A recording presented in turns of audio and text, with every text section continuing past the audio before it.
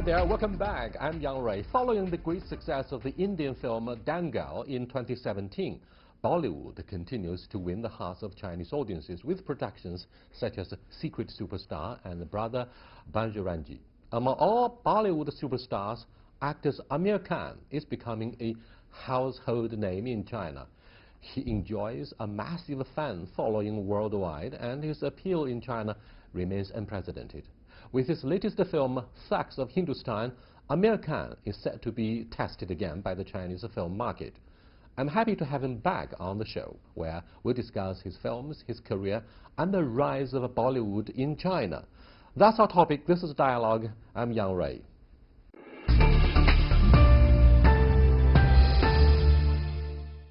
Welcome to Dialogue, sir. Thank you. So happy to meet you. And congratulations on the release of your latest film, which is called Thugs of Hindostan. What's the story about? Well, Thugs of Hindostan is essentially an action-adventure film set in 1795.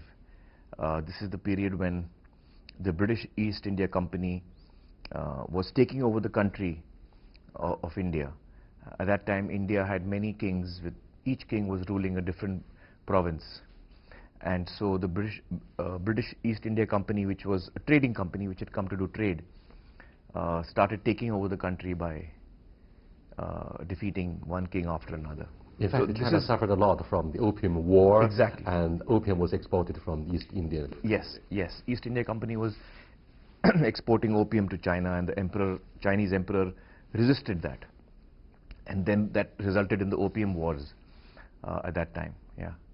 Most of your movies that the Chinese audiences are familiar with focus on social issues, but this time around, Thugs of Hindostan is an action-adventure film. Why did you choose to play a major role in this story?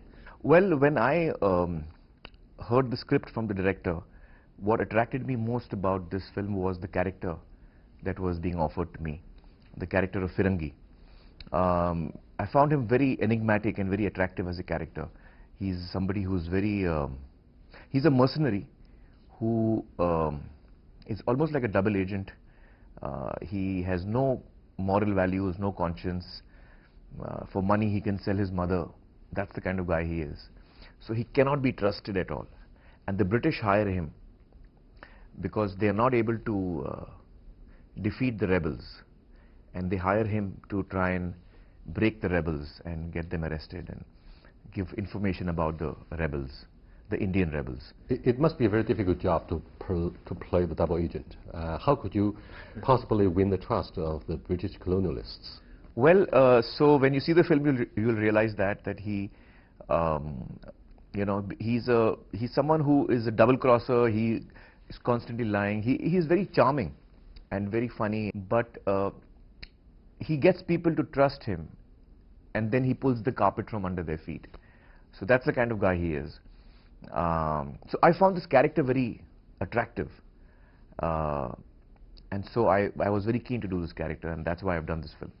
Are you a big fan of James Bond 007 because you play the double agent, and what do you know about espionage? Well, I am a fan of James Bond movies. I think they're great fun to watch. Yeah. But James Bond is a good guy, and he's by and large a good guy. But I think there are some elements of Mr. Bean in this movie. Mr. Bean? You are able to combine both James Bond and Mr. Bean in this movie. Well, the attempt is to try and entertain and to bring in humor. And this character is quite humorous, and he's got some great lines. Fantastic. The film is one of the most expensive Bollywood productions. Yes, yes. Do you care about the costs? Well, it is a concern because certainly I want my films to be economically viable. So when a film costs a lot, then that is a concern. But I guess to make a film which is an action adventure, there's a lot of action on the ships. We had to build 2 ships for this film, and it's also a period film set in 1795. So the prep for it is much heavier. All of the weapons of that time, the costumes of that time, the production design of that time. So that's why it's a film that has cost a lot of money. Regarding the issue of action movie, I was told you are a fan of Jin Yong, a big name, a household name for the Chinese families because of his martial arts fiction stories. Yeah, yeah. When he died, you also posted a message on the social media. What did you say?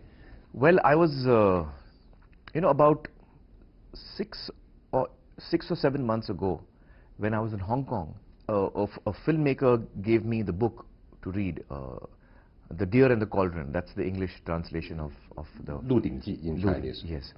So he gave me the book 鹿鼎记. It was in 3 parts, and I started reading the book, and I just fell in love with it. I thought it was so funny and entertaining and exciting. It was a big adventure for this young 14-year-old boy who was born in a brothel, son of a prostitute, and how he, travels right into the emperor's palace and makes friends with the emperor, and also makes friends with the rebels who want to topple the emperor. And I found this character very fascinating. By then, I had actually finished shooting for Thugs. I had already finished the shooting for Thugs, and it was very remarkable for me to notice that the character I've played in Thugs has got many shades of the character in the book. So I became a fan of the writer, and then when he passed away, I heard he passed away. I was very sad because I would have loved to have met him. By the way, Wei Xiaobao, the major character in 鹿鼎记, is very impressive, very popular among the Chinese. Yes. He's naughty, he's rebellious, he's mischievous. He represents all the elements of fun. Yeah, and I think the most remarkable quality about him is that he's a survivor. He survives under any situation. No matter how difficult the situation is, he finds a way out and he survives. He lies or he tricks, or he finds a way. He's a survivor, and that is his most remarkable quality. What do you think of the impact of your role, the thug in the movie? Was he a maverick, a boy in a china shop, representing rebellious spirit to push the boundaries? In Thugs of Hindostan, there is a dialogue actually. My best friend in the film asks me that, are we good or are we bad? At one point in the film, we are both sitting on the donkey, and we are going, and he says, tell me something, are we good or are we bad? And I say, we are alive, and that's more important. Survival of the fittest. Survival of, well, not necessarily the fittest. Not necessarily the fittest. You mean this character doesn't necessarily yield to pressure of the adversity? No, he does. He does. He did? Yeah, he does yield to pressure. When he needs to yield, he yields. Whatever he needs to do to survive, he does. In real life, Aamir, do you often yield to the pressure of the realities? Occasionally I do, yes. Occasionally I do. Because you impressed the Chinese audience with the image of being an outspoken movie critic, despite the fact you are also a major movie superstar. Yeah. Well, in most cases I am outspoken. In most cases I stand by what I believe, and in most cases, yes. But there are times when I feel that it may not be prudent to speak out your heart at certain situations. At times you do it because you're diplomatic, because sometimes you don't want to hurt the feelings of the other person. So there are times when I hold myself back. For some of the Chinese individuals who choose to visit the cinema, they have developed a feeling of being an escapist, the man who escapes. By the way, that's the name of a British novel that I read in the early 1980s. So the word of escapism has been transformed into a reality for many freewheeling individuals who want to be anarchic, or who don't want to be shackled and restricted by rules, laws, the norms of marriage, family. They just want to be free. Do you think a movie itself actually indicates this feeling for individuals to be free from shackles and restrictions? Well, it depends what kind of film it is, but a number of films are very escapist. They give you the vicarious pleasure of living in a manner that they are perhaps not able to live in their own lives. But in that movie hall, in that dark movie hall, when they see their heroes living that life, they, through them, can live that life. So for example, revenge is a very strong emotion in all of us. When something bad happens to us, when someone is very unfair, cruel to us or mean to us, we want to hit back at that person. It could be a small incident, it could be a big incident. In real life, we are not able to do that. In your real life, you can hardly survive all the kinds of adversity. Correct. So you're surviving, and you're not able to sometimes your emotions have to be curtailed. But in the movie, you see your hero taking revenge. And so through that, you satisfy and calm your urges that you may have. So yes, some of these films are very escapist films in which you get to live a life for those 2 or 3 hours, which perhaps in your real life you cannot. And people tend to seek shelter in the 2-hour movie in the cinema. What were the questions that were asked most by viewers, those who are loyal to your movies, in the previous 7 cities that you toured this time around for the promotion of your box office in the Chinese movie market? Some of the common ones were how I select my films, and what is it that I think of when I'm selecting a film. Do I keep an audience in mind? Why do I do such few films? They want me to do more films. So those viewers accused you of not being so prolific. Yes. Not being so productive. Yeah. Then why? Give me the answer. Well, the thing is, I mean, I would love to do more films, but it just takes me this much time to do a film. So the last few years, my average has been 1 film in 2 years. And that's about, you know, that's the fastest I feel I can go right now. Also, half of my time goes into some other work that I do, which is not film related. Thank you so much. I have to leave you there for the moment. You are watching Dialogue with a not-so-secret superstar in India. And I did enjoy talking with him for every of the individuals that I've done during his journey of rediscovery in the Chinese movie market. Stay with us. We'll be right back.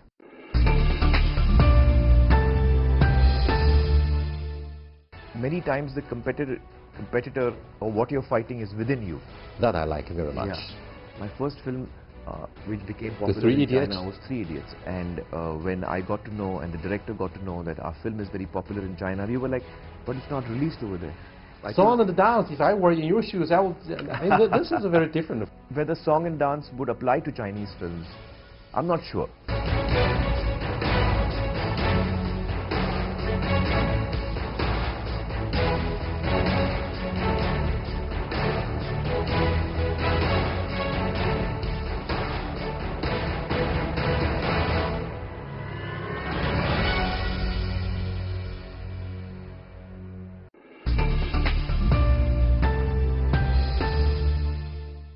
Welcome back, sir. Thank you. Slow pace of your movie making reminds me of a very famous movie maker, Mr. Ang Lee. Ang Lee, yeah, director of Sense and Sensibility. Yes. Broken Back Mountains. Yes. He's a big name Life in of Pi. Taiwan. Life of Pi also he made. Exactly. Yeah, I met him. I met Ang Lee. Yeah, he's a wonderful filmmaker. Do you believe a strong competitor would make you look stronger even? Well, yes, a strong competitor would make you look stronger, but I also feel that many times the competitor or what you're fighting is within you. That I like very much. Yeah.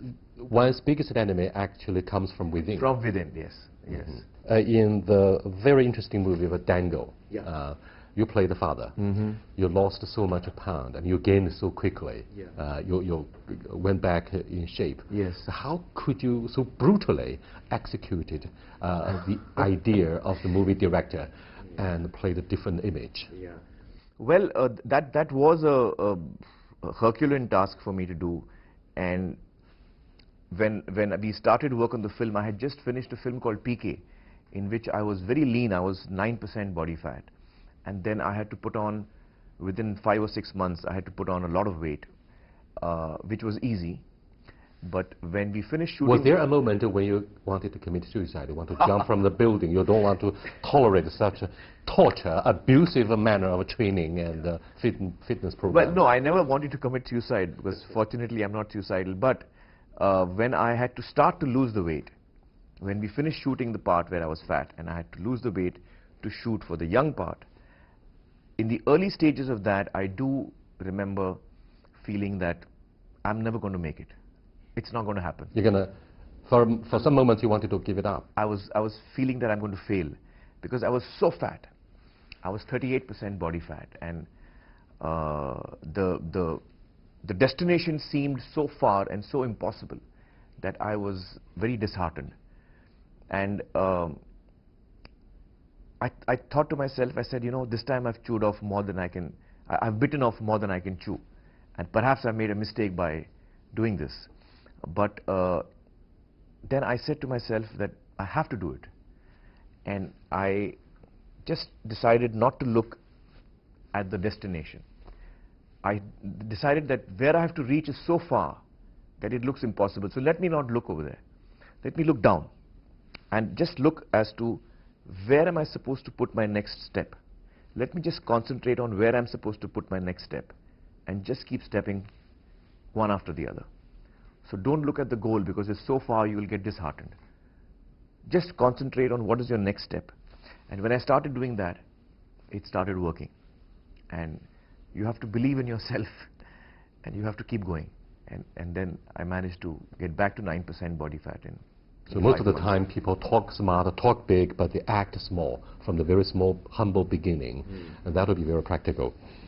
10 Indian films have made it into the Chinese cinema this year, more than the years from 2011 to 2017 combined.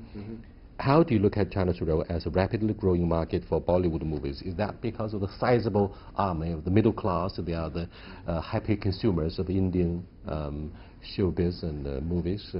What would you make of the impact of the Chinese market? Certainly China is, I think, a huge market, and it's got the maximum number of screens anywhere in the world is in China, 60,000 screens, and growing.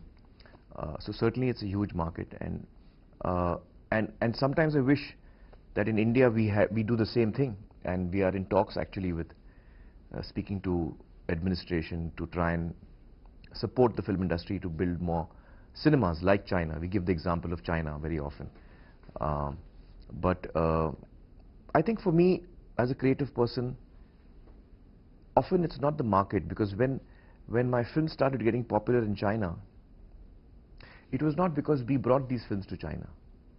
My first film which became popular in China was Three Idiots, and it became popular on the pirated internet sites where people were watching it online. And when I got to know, and the director got to know, that our film is very popular in China, we were like, but it's not released over there. But we were told that they're watching it on, you know, iPads and laptops. And both of us were really happy. We were really happy, not because of the market potential, but because we were so happy that a film that we had made had touched the hearts of so many people in China, and they had liked our work.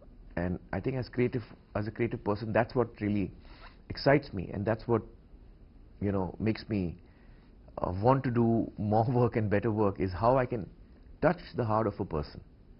That's what excites me really. Over the last 4 or 5 years, I've developed a relationship with my audience in China, and I'd like to come here with all my films actually to promote my films here, and it gives me an opportunity to interact with my fans in China, which is what I've been doing over the last 10 days in different cities, interacting with students in different universities. Among all the elements concerning the success of the box office, which do you think is the most important? The storyline itself, actors and actresses, the most important, or the choice of a movie director? Which one do you think among all comes across as the most important to guarantee success of the box office? Well, filmmaking is a very complicated art form, and it involves a lot of people coming together to work, and only when everyone works well together do you get a successful film. However, I think the most important aspect for a film is the script. The script? Yeah, for me the script is the most important aspect, and then the second most important aspect for me would be the director, the person who's going to tell you the story, the person who's a narrator, and who's using all these various tools to tell you the story. So the script, the director, and then everything else is equally important. The actors are important, the production designer, the DOP, the cameraman, the sound design, the music. All of this has to fall into place for a film to really bloom and flower. In the West, we have the Hollywood. In the East, we have the Bollywood. Are there any major differences you want to share with us about these two major hallmarks? Well, I think one of the big differences is that in the West, I think the creative talent over there spent a lot of time in research and development. And I think that has resulted in them being many years ahead of us as far as visual effects is concerned. And I think that's a very important part of cinema and storytelling. Today, whatever you can imagine, you can actually show on screen. There were, 20 years ago... Because of the digital technology? Because of technology. And I think that is something that the West has invested in and has come up with great results. That's something that we need to learn how to do. Invest more time and energy and resources in research and development. That's something we don't do. And but what is good for Bollywood? What are the advantages for the Indian movie industry from which we could also draw inspirations? I'm not sure, because I think Song and dance, if I were in your shoes, I would... this is very different from the Chinese perspective. That makes a sea difference. Well, I'm not sure whether song and dance would apply to Chinese films. I'm not sure. You see, the reason why song and dance are a part of Indian mainstream cinema is because that's very much part of our culture. We have a song for every occasion. From the time that you are born till the time that you die, we have a song for every occasion. So music is very much part of our life. So when cinema came into India about 100 years ago, and when sound came in, very, very automatically, music was a very important element of films being made in the 1930s, when sound had just been introduced into Indian cinema. And at that time, films used to have 14 songs, 20 songs. A lot of them were musicals. Gradually that has changed over time, and today music is still certainly a part of our mainstream popular cinema, but its form has changed. Like a film like Dangal, for example, it does have songs, but they are in the background. We don't have song performances where people are dancing. There are like you have a lot of Bollywood films where you suddenly have dancers on the mountaintop and people are suddenly dancing. These kind of non-real moments you will not see in Dangal. In Dangal there is one dance, but that's because there's a marriage going on, and that's a cultural thing that they dance and sing during a marriage. So in a film like Dangal, you will see that there are songs, but they are used in a more realistic way. They come as background songs. Except for the theme of the superstar, secret superstar. That's the girl yes. played the guitar. That's right. And she went viral on the internet. Yes. So that's a story which demands the fact that you need to have songs, because the lead character is a singer, is a musician, and so the story is about her creating songs. And so then, of course, you have songs. Yeah. You have actually switched between the identities as a movie director, maker, and an actor. How could you manage the working relationship? You would sometimes think in the shoes of an actor, or do you think this helps you in the capacity of a movie director? Well, the thing is that it doesn't matter which role I'm playing in a film, whether I'm an actor, director, or a film producer. My view remains the same. And I think that that's probably because I grew up in a film family. My father and my uncle both were filmmakers. And so from a very early age, I have learned how to look at a film from a filmmaker's point of view. And so though I have been predominantly acting in most of my films, but even in a film that I'm playing an actor, my view is not just of an actor. It is of a filmmaker. I'm able to step away from myself personally as an actor, and I'm able to look at the film as a whole. And I regard that as one of my strengths. So I'm not someone who thinks like an actor. Yeah. This year marks the 30th anniversary of your movie career. If ever you could deliver a message to express your personal feelings and thoughts on the success and roller coaster development of your movie career, what would be the message? First of all, I'd like to say that it's been a really wonderful journey for me, in which I've had the good fortune and the good good fortune to have worked with so many talented writers and directors, and so many other talented actors and technicians. And it's been a huge learning experience, and some experience and a journey which has been very enriching for me. So I'm very grateful for that. And the one thing that I've learnt in all of these years, which I have stood by, is you should, as a creative person, it's very important to listen to yourself, and to listen to your inner voice, and to follow what you believe. We taped this program on the Christmas Day, which has a strong religious overtone. Mm-hmm. Are you a believer of a certain religion, and do you think faith does navigate a course of your career development? Well, there is a difference between faith and religion. So faith, I think, is extremely important for all of us. It's very important for all of us to have faith, whether you're religious or not. Perhaps this is one of the key points that may have further enhanced the loyalty of the Chinese audiences to your movie, to your success, because you attach so much importance to soul, the importance of soul, soul-searching journey of your career development. You know, there's a Chinese philosophy which I really believe in, which is yin and the yang, the balance. Sure, we all know everything. this. Where there is light, harmony. Where there is light, there is darkness. Where there is good, there is evil, and there needs to be a balance of everything. And there's a thought that I was reading about, that when good becomes too good, it becomes evil. And that's something that I've been searching in my head to see how that can be converted into a movie, because I think that's a great philosophy, the philosophy of balance.